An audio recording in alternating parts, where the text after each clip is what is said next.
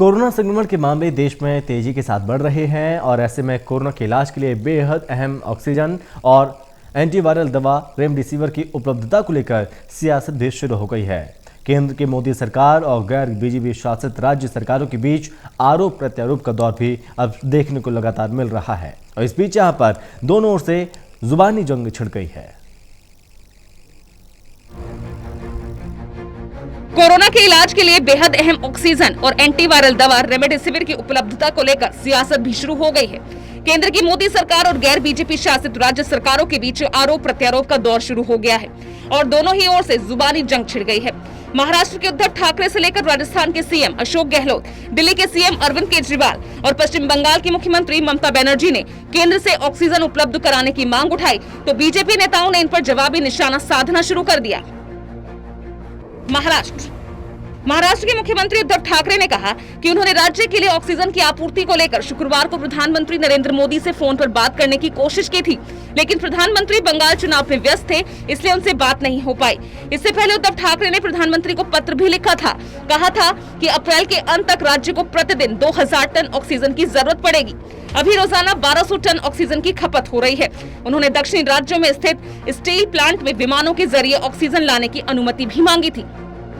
दिल्ली के मुख्यमंत्री अरविंद केजरीवाल ने प्रधानमंत्री नरेंद्र मोदी को पत्र लिखकर कहा है कि दिल्ली में ऑक्सीजन की भारी कमी हो रही है। साथ ही उन्होंने केंद्र के अस्पतालों में 7000 बेड कोरोना मरीजों के लिए रिजर्व किए जाने की मांग की है। सीएम केजरीवाल ने ऑक्सीजन की तुरंत सप्लाई देने की मांग की। केजरीवाल ने बताया कि बेड और ऑक्सीजन की तेजी से बढ़ती आवश्यकता के बारे में उन्होंने केंद्रीय गृह मंत्री अमित शाह से बात की है।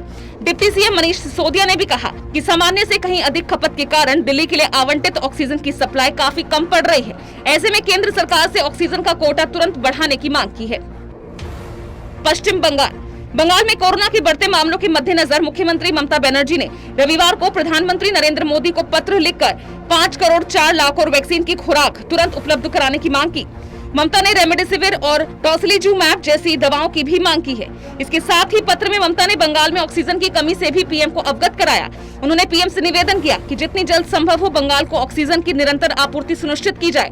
साथ ही ममता ने केंद्र सरकार पर हमला भी बोला और कहा कि रेमडेसिविर और ऑक्सीजन की कमी है। आज हमारे देश में दवा नहीं है, लेकिन 80 देशों में दवा भेजी गई। मुझे इससे कोई समस्या नहीं, लेकिन अगर आप दवा बाहर भेजते हैं, इससे पहले अपने देश को इसकी उपलब्धता करवाएं। अब आइए सुनते हैं किस तरह से मोदी सरकार के मंत्री आगे आए। केंद्रीय वाणिज्य एवं उद्योग मंत्री पीयूष गोयल ने कहा कि किसी भी अन्य राज्य की तुलना में महाराष्ट्र को सबसे ज्यादा ऑक्सीजन की आपूर्ति की गई है। केंद्र सरकार महाराष्ट्र के लोगों की भलाई के लिए बेहतर काम कर रही है। महाराष्ट्र की समस्या ऑक्सीजन की कमी नहीं, बल्कि अयोग्य और भ्रष्ट सरकार है जो वहां राज कर रही है। गोयल ने कहा कि महाराष्ट्र के लोग मेरे स्वजन मेरी जवाबदारी का ईमानदारी से पालन कर रहे हैं। अब समय आ गया है कि मुख्यमंत्री भी मेरा राज्य मेरी जवाबदारी की भावना से अपना कर्तव्य निभाएं। वहीं कांग्रेस एनसीपी ने केंद्र पर आरोप लगाया। महाराष्ट्र सरकार के प्रवक्ता सचिन सावंत ने आरोप लगाया कि मोदी सरकार राज्य को ऑक्सीजन, रेमडेसिविर और अन्य उपकरण नहीं दे रही। रेमडेसिविर का उत्पादन करने वाली कंपनियों को राज्य को दवा नहीं देने के लिए कहा जा रहा है। सप्लाई करने पर उनके लाइसेंस रद्द करने की धमकी दी जा रही है। साथ ही एनसीपी नेता और उद्धव सरकार में मंत्री नवाब मलिक ने कहा कि केंद्र के द्वारा ऑक्सीजन, रेमडेसिविर पर दबाव डाला जा रहा है कि महाराष्ट्र को दवाई न मिले। वहीं केंद्रीय रसायन और उर्वरक मंत्री मांडविया ने नवाब मलिक के इस आरोप का जोरदार तरीके से खंडन किया। उन्होंने ट्वीट किया, नवाब मलिक का ट्वीट चौंकाने वाला है। ये आधी अधूरी सच्चाई और झूठ से भरा है। ये जमीनी हकीकत से अनजान है। भारत सरकार महाराष्ट्र सरकार के लगातार संपर्क में है और हर तरीके से रेमडेसिविर की आपूर्ति में मदद कर रही है।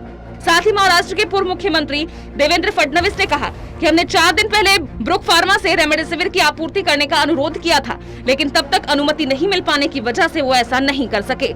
Special desk, total news.